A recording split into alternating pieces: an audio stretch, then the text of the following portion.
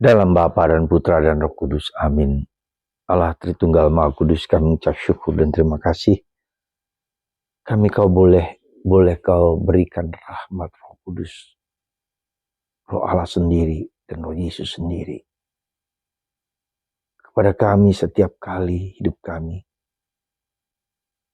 supaya kami diberi nasihat, diberi jalan, cara, bentuk untuk menjalankan kehidupan yang tidak mudah ini. Terpujilah namamu kini dan sepanjang segala masa. Amin. Para saudara, bacaan-bacaan hari ini mulai berbicara tentang Roh Kudus. Ya. Sekali lagi mulai berbicara tentang Roh Kudus. Kita seringkali lupa bahwa ketika kita membuat tanda salib Bapa, Putra, dan Roh Kudus. Amin. Kuasa Allah, otoritas Allah, Allah yang Tuhan, yang adalah Tuhan, yang adalah Raja segala Raja yang bersemayam dalam hati kita. Tritunggal Maha Kudus, bukan sembarangan, bukan kaleng-kaleng. Bukan yang biasa, bukan yang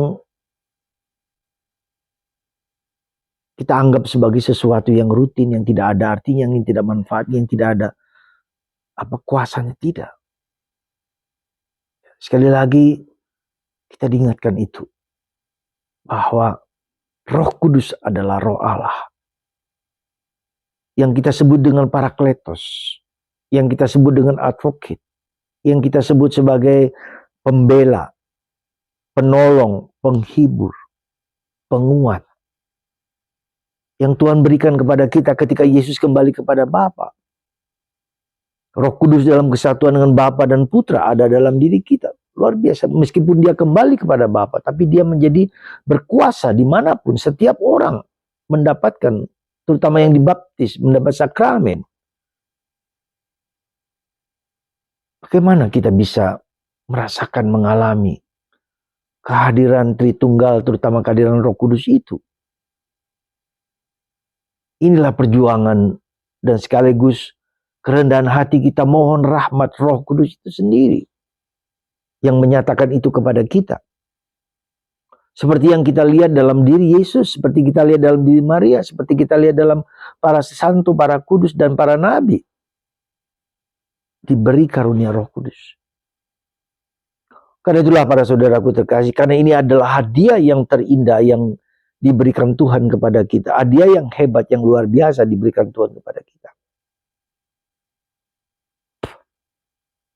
Semoga dengan persiapan kita untuk merayakan Pentakosta, kita diingatkan akan satu hal yang mendasar sekali lagi. Satu hal yang mendasar, satu hal yang powerful. Dan bagaimana kita bisa mendapatkan karunia itu? Sekali lagi ini adalah anugerah. Dan anugerah itu sudah diberikan kepada kita. Apa yang baru kita lakukan? Saya memberikan pengalaman pribadi sedikit saja. Caranya bagaimana supaya Roh Kudus itu sungguh berkuasa dalam diri kita. Pertama adalah kita doakan singkat, doa-doa singkat. Bunda Maria mempelai Roh Kudus, nyatakanlah Roh Kudusmu kepada kami.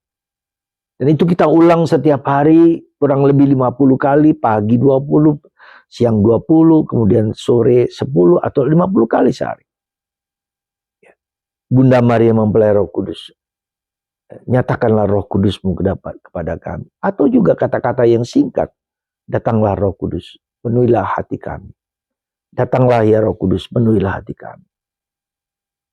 Dengan darasan singkat seperti itu akan membuat kita menjadi sadar akan kehadiran Tuhan dalam diri kita. Dan itu kunci juga. Ketika kita sadar akan Tritunggal, kita nggak pernah takut. Kita damai, tenang. Dan Parakletos itu juga memberikan pencerahan. Bagaimana para rasul, para gereja, penatua awal pada awal. Ketika mereka berkumpul bersama membicarakan satu hal yang penting, yaitu tentang sunat. Apakah kekristenan yang berdasarkan pada perjanjian lama pada orang Yahudi, ya, hanya untuk orang Yahudi hanya harus bersunat? Bagaimana dengan orang yang tidak bersunat? Ada yang menarik dari kata-kata bacaan pertama, ya. Dibimbing oleh Roh Kudus, ya, dinyatakan oleh Roh Kudus dan juga kepada kami. Ya.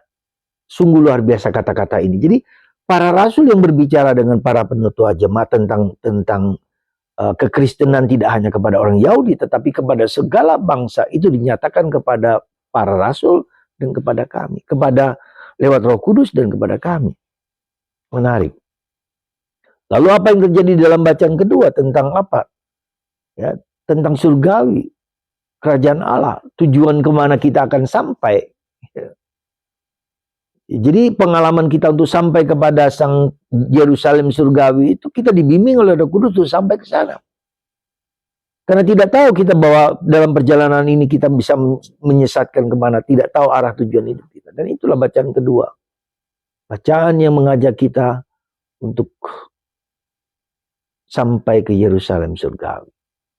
Semoga Anda dan saya dan kita semua diberkati oleh Tuhan, dinyatakan sukacita abadi. Terima kasih. Semoga kita mempersiapkan seminggu ini dengan kata-kata itu. Bunda Maria mempelai Roh Kudus. Nyatakanlah Roh Kudusmu kepada kami. Datanglah Roh Kudus, penuhilah hati kami. Nyalakanlah di dalamnya api cinta kasih. Tuhan memberkati kita semua. Bapa, Putra, dan Roh Kudus. Amin.